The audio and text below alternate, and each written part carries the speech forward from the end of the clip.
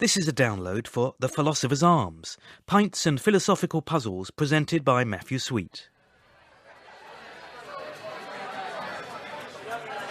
Hello, welcome to The Philosopher's Arms, Radio 4's entirely conceptual drinking establishment, the only pub where you might win Zeno's tortoise in the meat raffle. Here, we know that "don't you think you've had enough" is one of the most complex phenomenological questions it's possible to ask. Here, we don't have a happy hour, we have one in which we reduce the amount of suffering in the room. Speaking of which, we've got quite a crowd in tonight. Philosophers, barroom philosophers. I think we've even got some Socratic thinkers in tonight. They're very friendly. And we're all gathered here to solve a problem involving one of our regulars. We can't name him for legal reasons. He's a charming man, or he used to be.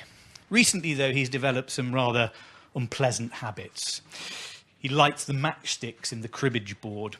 He interferes with the sauces and the pickles. He pulls the linings out of his pockets and does elephant impressions. He stands next to people who are trying to remember a long and complicated round of drinks and shouts the phrase, "So that's a slimline tonic," into their faces over and over again. To top it all, he punched one of the bar staff in the face because he slightly mispronounced Angostura bitters. So Gladys, the landlady, barred him, and then the police got involved.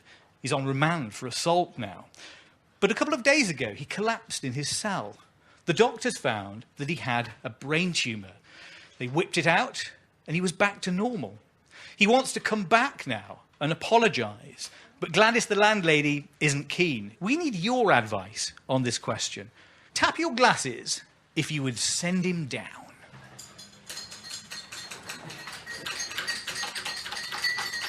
Okay.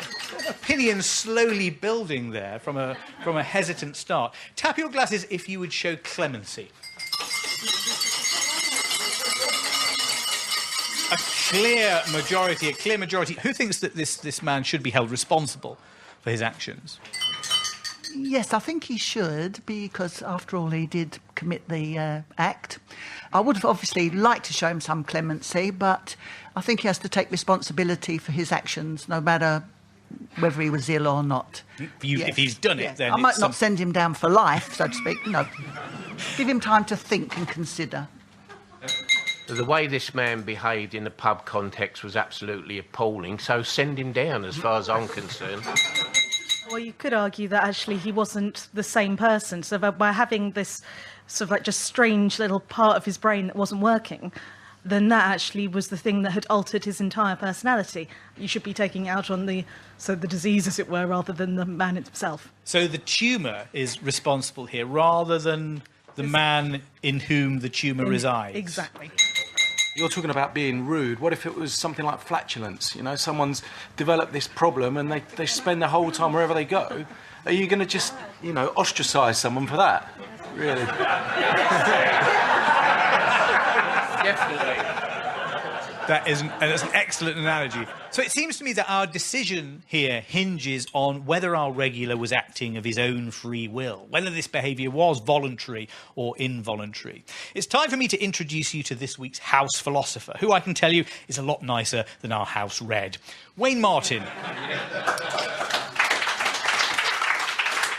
Wayne, now we chose you because free will is your area, so we just had to, really. Tell us about the concept and its history. A lot of our philosophical concepts come from the ancient Greeks, but this is not one of them.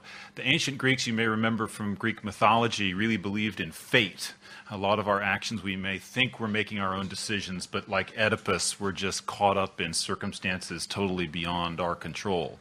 So free will really comes about later, and it's really an invention of the Christian era.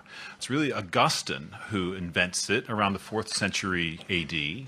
It's a problem in Christian theology that God is meant to be absolutely powerful and perfectly good, and yet there's evil in the world. So if God created everything, it seems God must have created evil as well, including bad pub behavior. Augustine very cleverly comes up with this idea, and it gets God off the hook, right? God created Adam and Eve, and he created them with a free will, Augustine says. And then they chose evil. They chose bad pub behavior. It wasn't God. So the key thing to see there is that this notion of free will was invented to solve a theological problem, a very specific problem, and free will is the piece that sort of solves the problem for Augustine. So is free will a concept only in monotheistic cultures, then? It's taken on a life of its own, I think it's safe to say. It's become detached from that specific theological tradition.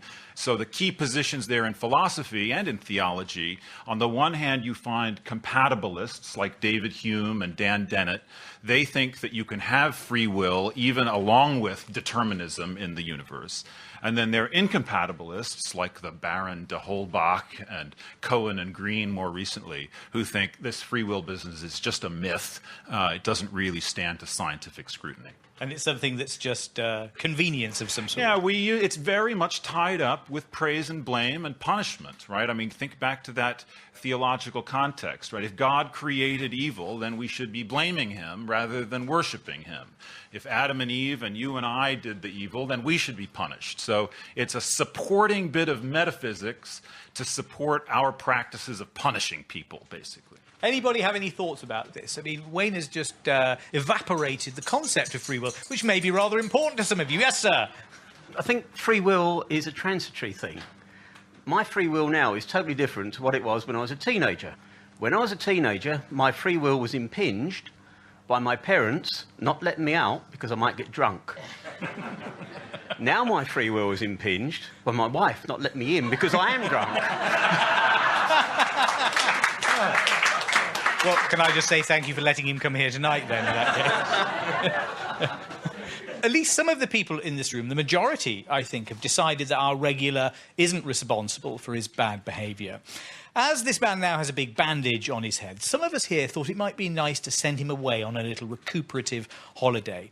I want your advice now on where he ought to go. I've got 2 tickets, one for a week in France, one for a week in Italy. Tap your glasses if you'd like to send him to France.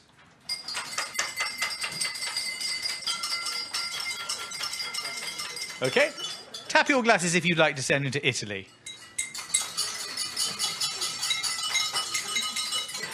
I cannot tell who is in the majority there. You exercised your free will. I certainly didn't express any opinion at all. But what if I was to tell you that we had tried to influence the decision for you before the programme started? Earlier tonight, as some of you might have guessed, actually, we put a bit of music on the jukebox, accordion music, music that whispered into your ear about Camembert and Napoleon brandy and the bridges of Paris.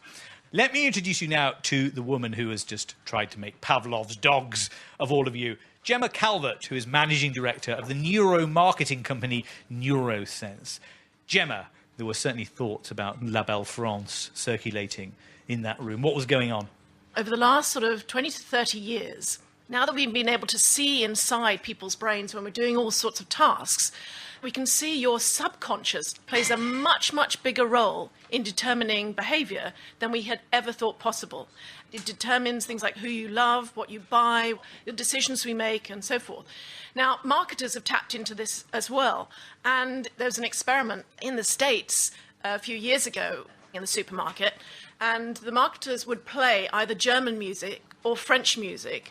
So if they've got the French music playing, the sales of French wine dramatically increased. But then, of course, they want to get rid of some of the German wine, so they would switch the music, and lo and behold, the shoppers started buying, increasingly, the German wine. Now, as they came out of the supermarket, they were quizzed about their rationale for why they bought these various wines. And, of course, everybody was sort of post-rationalising, but no one had actually noticed that there was actually any music at all playing overhead.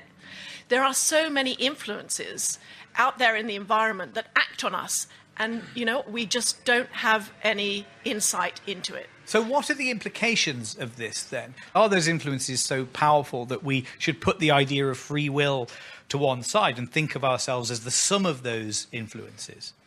The evidence would suggest so. And now there's a very interesting experiment that was done a few years ago using brain imaging. So you put somebody in an fMRI scanner, you can see which bits of their brain light up and so forth. But what was very interesting about this was they had a subject in the scanner. They asked them at various points to make a decision. But 6 seconds before that person was conscious of having made the decision, the experimenter was able to determine what he was going to do. So the fact that somebody else can be conscious of your decision-making well before you are does raise the question of, are we in control of our lives, or is our subconscious in control? What do you think? I think it's a variable thing. The subconscious isn't this kind of reptilian brain that's full of these Freudian urges that we can't suppress and so forth. It is the supercomputer that we have on board, and therefore it's calculating all the relative pros and cons of a particular decision for you before it filters up and you then make a decision. And that's fine, because if we actually consciously had to do that, our conscious brain would be taken up with all this calculation, which is boring and everything else. Is it possible to predict people's behaviour in the lab before they do it? Yeah. You can use brain scanners to predict how people are going to behave with greater accuracy than what they tell you at the time of testing. What about the physiological side of this? Yes, we all have different biological bases. Our brains are wired differently, partly determined by, at birth, and partly determined by culture and your experience as you grow up. The gentleman here was saying that our punter in the bar should be punished. As we age, we get senile dementia. Are we going to be punished for that? What about kids? Kids behave very badly, and we have to train them. Children behave badly because their frontal lobe, which suppresses these sort of naughty urges, haven't really developed. And as you age, as you grow older, we lose neurons in the frontal lobe, and so we behave in ways that aren't part of our personality. So I'm not trying to get people off the hook here, but I'm just saying it's an issue which has to be sort of resolved somehow in the legal system. There are plenty of people in the literature on this subject, though, whose experience reflects that of our regular, aren't there? I mean, there was a case of a man who fell off a gantry somewhere and then found that he had become obsessed with pornography. And people who are on medication for Parkinson's have sometimes, exhibited compulsive behaviour, got into gambling very heavily in a way that they hadn't had any interest in before. So if our regular was in a court of law, there would be a sort of established set of ideas that you could use to interrogate his experience and make some decision about his culpability. Wayne, this idea has been present in the legal system, hasn't it, since at least the 1840s with the M'Naughton rules. Yeah. So under the M'Naughton rule, that's in criminal law, you commit a crime, you hit the bartender. Are you responsible criminally or not? The M'Naughton rule wants to know, first of all, did you know what you were doing? That's not a neurophysiological question. That's an epistemological or ethical question. The law wants to know, did you know that what you were doing was wrong? And if the answer to both of those questions is yes, then the law holds you responsible. But it's not just in the criminal law. You also find it in human rights law. So, everybody in this room is an adult in the pub, so we all have an absolute right under English law to refuse unwanted medical treatment, the correlate of needing your consent. But there's a catch. You only have that right if you have the mental capacity to exercise it. So, again, the law defines mental capacity, not in neurophysiological terms. Your brain could be one way or another. That's not what the judge wants to know. The judge wants to know, can you deliberate? Can you use and weigh information? Do you understand the information that's being presented to you? Can you communicate a choice? So the law, at least in England, has really stuck with these ancient, really, psychological categories. The question is whether we're going to go in this direction of using neurophysiological evidence to convict people or let them off the hook. But then what does that mean for, say, the lawyer or the judge